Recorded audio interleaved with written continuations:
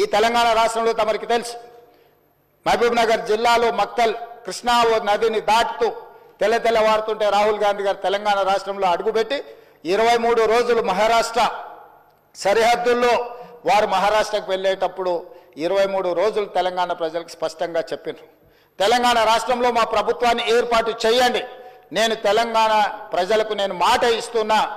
మేము అధికారంలోకి వచ్చిన తర్వాత మా ప్రభుత్వం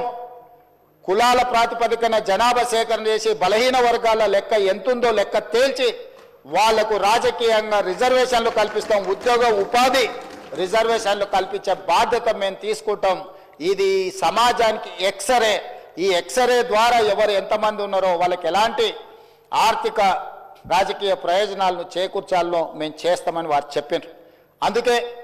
డిసెంబర్ 7, 2023 నాడు మనం అధికారం చేపట్టి అధికారంలోకి వచ్చిన తర్వాత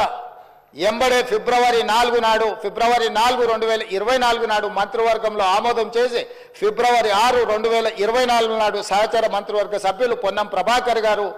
ఇదే సభలో తమరి అనుమతితో తీర్మానాన్ని ప్రవేశపెట్టినము. ఆ తర్వాత పార్లమెంటు ఎన్నికలు 5-6 నెలలు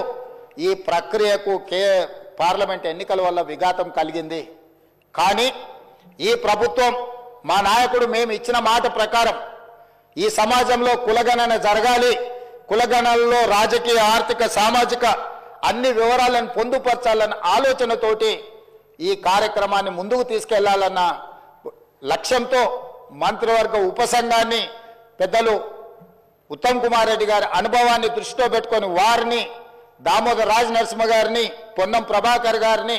దుద్దిల్ల శ్రీధర్ బాబు గారిని, సీతక్క గారిని కమిటీలో పెట్టి ఈ ప్రక్రియను మొత్తం ముందుకు తీసుకువెళ్ళి